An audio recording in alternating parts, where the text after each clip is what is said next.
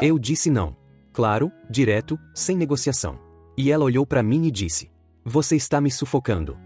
Eu havia recusado um relacionamento aberto. Isso era sufocar. Você está me sufocando. Disse minha esposa após eu recusar o relacionamento aberto. Era uma quarta-feira à noite. Ela chegou em casa com aquela energia que eu havia aprendido a reconhecer como sinal de conversa difícil vindo aí. Aquela tensão específica de quem carregou uma coisa o dia inteiro e chegou no limite de carregar sozinha. Sentou na cadeira da cozinha. Não no sofá, não na mesa de jantar. Na cadeira da cozinha, que é onde ela se sentava quando queria parecer casual, mas estava sendo deliberada. Eu preciso te falar uma coisa, ela disse. Eu me virei do fogão onde estava mexendo alguma coisa. Eu tenho pensado muito sobre a gente, ela disse. Sobre o que a gente tem. E eu acho que a gente precisa de mais liberdade dentro do casamento. Liberdade como? Eu perguntei. Mesmo já sabendo aonde estava indo. Relacionamento aberto, ela disse. Direta. Sem rodeio. Espaço para explorar outras conexões sem que isso seja uma ameaça pro que a gente tem. Eu desliguei o fogão. Me virei completamente para ela. Não, eu disse. Uma palavra. Clara. Sem qualificação, sem negociação, sem o talvez ou vamos pensar que ela claramente esperava. Ela me olhou. Você nem vai considerar. Já considerei enquanto você falava, eu disse. A resposta é não. Ela ficou em silêncio por um momento. E então disse as palavras que ficaram gravadas. Você está me sufocando. Eu fiquei parado na frente do fogão desligado olhando para ela. Eu estou te sufocando, eu repeti devagar. Você não consegue me dar espaço para ser quem eu sou. Eu recusei um pedido específico, eu disse. Isso não é sufocar. Isso é ter uma opinião sobre o meu próprio casamento. Uma opinião que ignora completamente o que eu preciso. O que você precisa é se envolver com outras pessoas enquanto é casada comigo. O que eu preciso é de liberdade, ela disse. E você não consegue me dar. Eu olhei para ela por um longo tempo. Camila, eu disse. Eu não sou uma prisão. Sou um marido que disse não para uma proposta específica. Essas são coisas completamente diferentes. Ela se levantou da cadeira. Para mim não são, ela disse. E foi pro quarto. Eu fiquei na cozinha sozinho. A comida no fogão desligado. O silêncio da casa. E aquela frase ecoando. Você está me sufocando. Eu havia dito não a um pedido. E isso havia virado sufocamento. Eu precisava entender o que estava acontecendo de verdade. Porque a lógica não fechava. Você não chama de sufocamento o fato de uma pessoa ter uma opinião contrária à sua a não ser que você já tenha decidido que a opinião dela não tem direito de existir. E se ela havia decidido que meu não tinha direito de existir, então a conversa era muito maior do que relacionamento aberto. Fui até o quarto meia hora depois. Ela estava deitada de costas para a porta. Eu sentei na beira da cama. Eu preciso entender uma coisa, eu disse. Ela não se virou, mas eu sabia que estava acordada. Você me chamou de sufocante porque eu discordei de você, eu disse. Isso me diz que para você minha opinião não é válida quando contraria o que você quer. E isso me preocupa mais do que o pedido em si. Silêncio. Você vai me responder? Eu perguntei. Não agora, ela disse. Quando? Quando eu estiver pronta. Eu me levantei. Fui dormir no quarto de hóspedes. E fiquei acordado até as 3 da manhã tentando montar o quebra-cabeça. Nos dias seguintes a casa ficou carregada de um jeito que eu não havia sentido antes. Não brigas. Não discussões. Algo pior. Polidez fria. Aquela cortesia de duas pessoas que estão evitando o assunto real enquanto fazem tudo o resto com normalidade artificial. Ela me perguntava se eu queria café. Eu perguntava se ela havia dormido bem. A gente dividia refeições em silêncio que era preenchido pelo barulho do garfo no prato. Na quinta-feira à noite eu tentei de novo. A gente precisa continuar essa conversa, eu disse. Eu disse que preciso de tempo. Faz 3 dias. Tempo não tem prazo, ela disse. Camila, você me chamou de sufocante e saiu do cômodo. Eu tenho direito a uma conversa real sobre isso. Ela olhou para mim. Tudo bem, ela disse. Mas não agora. No fim de semana. Sábado de manhã, eu disse. Sábado de manhã, ela concordou. Na sexta-feira ela saiu depois do jantar. Vou tomar um ar, ela disse. Tudo bem, eu disse. Ela voltou 2 horas depois. Eu não perguntei onde havia estado. Mas quando ela entrou eu vi alguma coisa no jeito dela se mover que registrei sem processar completamente naquela hora. Uma leveza que não havia estado lá quando ela saiu. Aquela leveza específica de quem descarregou alguma coisa. Eu guardei essa observação. No sábado de manhã, cedo, antes da conversa marcada, eu fiz uma coisa que eu nunca havia feito antes. Eu peguei o celular dela que estava carregando na bancada. E olhei. Eu não havia sido aquele tipo de pessoa antes. Aquele que verifica, que monitora, que desconfia. Mas a frase "você está me sufocando" havia plantado uma semente que havia crescido em silêncio naqueles dias, e a leveza dela ao voltar na sexta noite havia regado essa semente até ela não caber mais dentro de mim. O celular estava desbloqueado. Abri as mensagens. O nome no topo era de alguém que eu não reconhecia. Diego. A última mensagem havia sido enviada às 22 horas e 43 minutos da noite anterior. Enquanto ela estava tomando um ar. Eu li. E o que eu li me disse que a conversa sobre relacionamento aberto não havia sido o começo. Era a tentativa de formalizar o que já existia. Diego. Eu fui atrás do nome com a frieza de quem está construindo um quadro e precisa de todos os pedaços antes de olhar para o resultado final. Mensagens que voltavam 3 meses. 3 meses antes da conversa da cozinha. 3 meses de uma construção que havia existido em paralelo à nossa vida enquanto eu fazia jantar e perguntava como havia sido o dia dela e dormia do lado dela sem saber. E havia uma mensagem de 2 semanas antes da quarta-feira da proposta que me parou completamente. Ela havia escrito para ele: vou tentar abrir o caminho essa semana. Se ele aceitar, fica mais simples. Se não aceitar, vou ter que tomar uma decisão. Se ele aceitar, fica mais simples. Se não aceitar, vou ter que tomar uma decisão. Eu havia dito não. E você está me sufocando era a primeira parte da decisão sendo tomada. Eu coloquei o celular de volta na bancada. Exatamente como estava. Fui até o banheiro. Lavei o rosto. Me olhei no espelho por um tempo. O homem que estava no espelho havia dito não a um pedido de relacionamento aberto 4 dias atrás. Esse homem havia sido chamado de sufocante. E esse homem havia descoberto que o pedido havia sido feito 3 meses depois do que estava sendo pedido já existir. Eu me afastei do espelho. Fui fazer café. Às 8 da manhã ela entrou na cozinha com aquela aparência de quem não dormiu completamente e estava se preparando para a conversa que havia marcado. Ela viu que o café estava pronto. Me olhou. Você já acordou, ela disse. Já, eu disse. Senta. Ela sentou. Eu pus uma xícara para ela. Sentei do lado oposto. Ficamos em silêncio por um momento. Ela começou. Eu quero te explicar o que eu quis dizer com o sufocamento, ela disse. Não era sobre o não em si. Era sobre... Diego, eu disse. O nome caiu no meio da cozinha como um objeto pesado derrubado de uma altura considerável. Ela ficou completamente imóvel. Não por um segundo. Por vários. O que você disse? Ela disse com uma voz que havia perdido todo o ensaio. Diego, eu repeti. 3 meses. Antes da conversa da cozinha. Ela ficou olhando para mim. Você leu meu celular. Você deixou desbloqueado. Isso não te dá o direito. Camila. A voz saiu diferente. Não gritos. Mais fria do que gritos. Você me chamou de sufocante porque eu recusei um pedido. E o pedido havia sido feito para cobrir o que já existia. Então, antes de falar sobre direitos, me conta sobre Diego. Silêncio longo. Ela olhou para o café. Depois olhou para mim. E algo na postura dela mudou. O controle que ela havia mantido até aquele momento foi embora de uma vez. Há quanto tempo você sabe? Ela perguntou. Desde esta manhã. Você ficou sentado aqui fazendo café sabendo.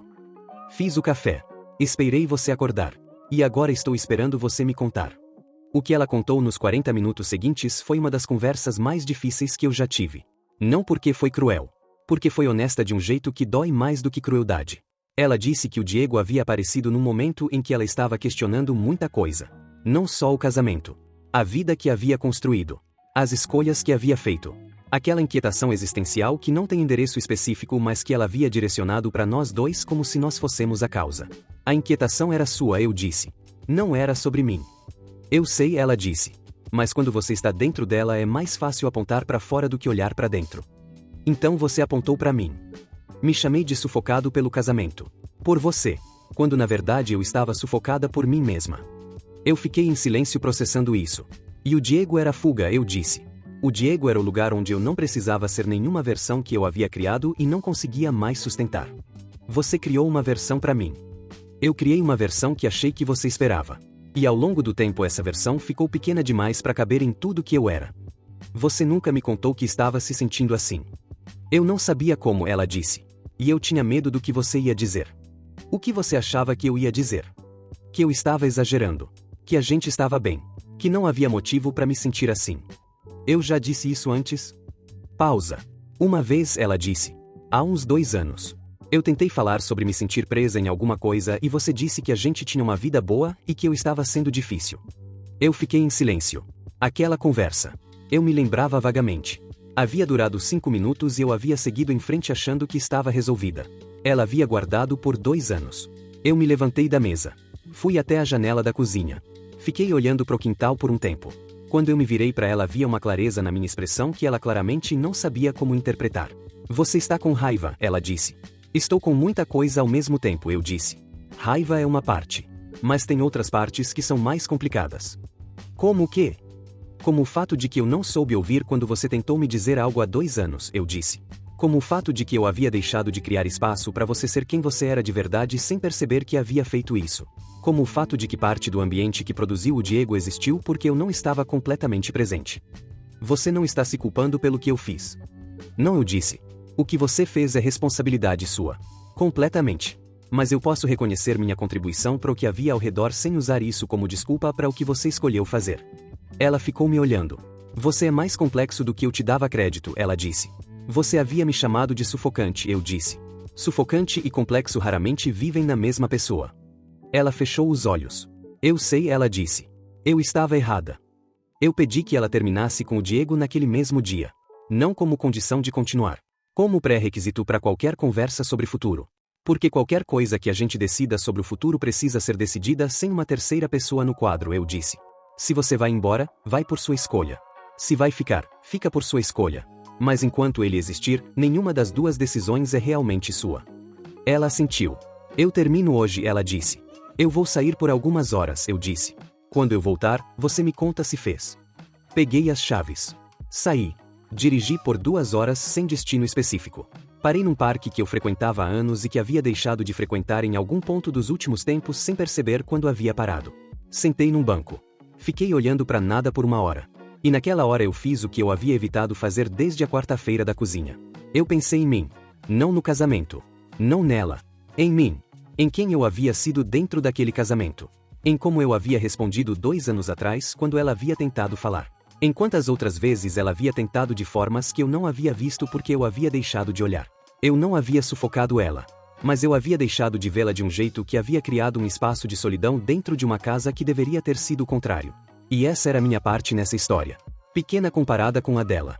Mas real. Quando eu voltei, ela estava sentada no sofá. Ela levantou quando eu entrei. Eu terminei, ela disse. Como foi? Difícil, ela disse. Mas foi. Eu assentei. Obrigado por fazer, eu disse. Ela me olhou. Você vai ficar? Ela perguntou. Eu não sei ainda, eu disse. E eu preciso que você entenda que não sei de verdade. Não é jogo, não é punição, não é forma de ter poder sobre a situação. Eu genuinamente não sei. O que você precisa para saber? Tempo, eu disse. E terapia. Dos 2. Eu aceito, ela disse imediatamente. Não aceita porque é o que eu pedi, eu disse. Aceita porque você entende que o que aconteceu aqui tem raízes que vão além do Diego e que se não forem tratadas vão aparecer de outro jeito. Ela ficou em silêncio por um momento. Eu entendo, ela disse. E eu concordo. Eu preciso entender porque eu fiz o que fiz de um jeito que não volte de outra forma. Então terapia, eu disse. Terapia, ela confirmou. Começamos 2 semanas depois. O terapeuta era um homem de 50 e poucos que fazia perguntas com uma precisão que às vezes doía na hora certa. Na segunda sessão ele me perguntou. Quando ela disse que você estava sufocando ela, o que você sentiu? Confusão, eu disse. Porque eu não havia feito nada além de discordar. E por baixo da confusão? Eu pensei. Medo, eu disse. De que ela estivesse certa de um jeito que eu não estava enxergando. E ela estava certa? Não sobre sufocamento, eu disse. Mas havia uma verdade menor dentro da acusação maior. Eu havia deixado de criar espaço real para ela existir dentro do casamento. Não por controle. Por negligência. Negligência é diferente de sufocamento. É completamente diferente, eu disse. Sufocamento é ativo. É deliberado. É uma pessoa impedindo a outra de respirar. O que eu havia feito era diferente. Era ausentar-me de um jeito que havia criado o vácuo. E ela havia preenchido o vácuo. Com o Diego, eu disse. Com o Diego, ele repetiu. E com uma narrativa que transformava o vácuo em controle para ser mais fácil de nomear. Essa foi a sessão que mais ficou comigo de todas. Porque ela havia nomeado o vácuo de sufocamento. E sufocamento tem um culpado claro. Você está sufocando alguém. É ativo, é deliberado, é abusivo. Vácuo não tem culpado da mesma forma. Vácuo é ausência. Mais difícil de transformar em acusação. Mais difícil de usar como justificativa.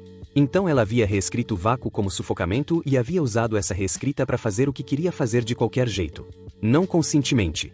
Essas reescritas raramente são conscientes. Mas a função era a mesma. E eu havia passado dias me perguntando se havia sufocado alguém quando na verdade o que havia feito era muito mais mundano e muito menos dramático. Eu havia parado de prestar atenção. E prestar atenção de volta era a coisa mais simples e mais difícil ao mesmo tempo. 3 meses depois da quarta-feira da cozinha. Estávamos numa sessão de casal quando o terapeuta perguntou: vocês dois chegaram aqui com narrativas diferentes sobre o que aconteceu. Ela com sufocamento, você com negligência. Depois de 3 meses de trabalho, como vocês descrevem o que aconteceu? Eu falei primeiro. 2 adultos que pararam de se ver de verdade, eu disse. Um por ausência, outro por fuga. E os 2 pagaram o preço de formas diferentes. Ele se virou para ela. E você? Ela ficou em silêncio por um momento. Eu usei linguagem que não era honesta, ela disse. Eu chamei de sufocamento o que era na verdade minha própria inquietação que eu não soube lidar. E usei isso para justificar escolhas que não tinham justificativa. E o relacionamento aberto? O terapeuta perguntou. Era uma tentativa de ter o que eu queria sem ter que assumir que queria, ela disse. Se ele dissesse sim, eu havia encontrado uma saída limpa. Se ele dissesse não, eu tinha um argumento para me sentir oprimida. Era uma armadilha, eu disse. Era uma armadilha que eu havia montado sem perceber completamente que estava montando, ela disse. Mas montou, eu disse. Montei, ela confirmou. A decisão sobre o casamento foi tomada 5 meses depois. Não de uma vez. Não num momento específico. Foi chegando aos poucos, como as decisões reais chegam. Em pequenos momentos de clareza que se acumularam até formar uma resposta que eu sabia que era verdadeira. A resposta era ficar. Não porque estava tudo resolvido. Não porque a ferida havia fechado completamente. Mas porque o trabalho que estava sendo feito era real e porque a mulher que estava fazendo esse trabalho estava sendo mais honesta consigo mesma do que havia sido em muito tempo. E porque eu também estava fazendo o meu trabalho. O de prestar atenção. O de criar espaço real. O de responder quando ela tentasse me dizer algo em vez de seguir em frente achando que estava resolvido. Num domingo à tarde ela me olhou e disse: você se arrepende de ter dito não? Ao relacionamento aberto, eu disse. Sim. Não, eu disse. Porque não era o que eu queria e porque dizer sim por medo de perder você seria o mesmo erro que você havia cometido. Fazer a coisa errada para evitar a conversa difícil. Você poderia ter dito sim para me segurar. Poderia, eu disse. Mas segurar alguém com o sim que é mentira não é amor. É administração de perda. Ela ficou me olhando. Você me disse não e eu te chamei de sufocante, ela disse. Você disse.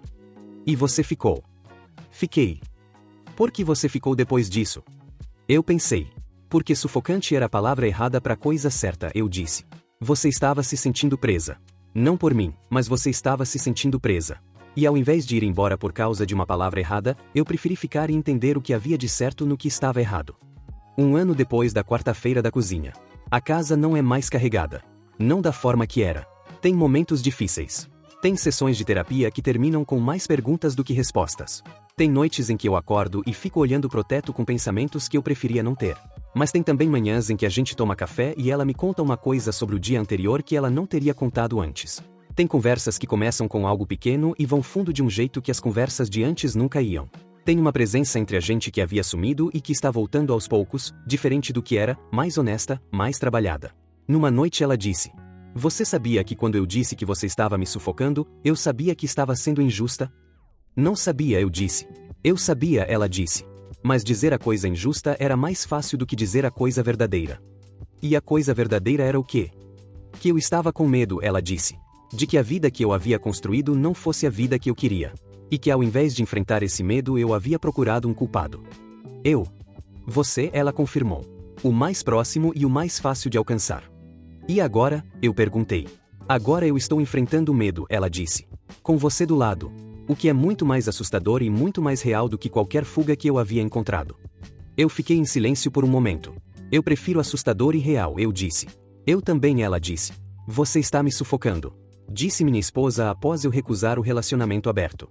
E o que eu aprendi com tudo que veio depois dessa frase é o seguinte. Quando alguém chama de sufocamento o ato de você ter uma opinião, vale a pena parar e perguntar o que está sendo chamado pelo nome errado. Porque sufocamento é uma palavra grande e pesada que coloca um culpado claro numa situação que raramente tem culpado claro. O que havia de verdadeiro na acusação dela não era sufocamento. Era vácuo. Era distância. Era 2 adultos que haviam parado de se ver completamente. E o que havia de falso era a conclusão de que esse vácuo justificava o que ela havia feito. Não justificava. Nunca vai justificar. Mas entender o que havia ao redor não é justificar. É enxergar o quadro completo. E enxergar o quadro completo é o único jeito de não repetir o que produziu o quadro. Eu disse não ao relacionamento aberto. E diria de novo. Não porque sou sufocante. Mas porque sei o que quero. E saber o que você quer, dizer com clareza e não recuar por pressão é a coisa menos sufocante que existe. É a coisa mais livre.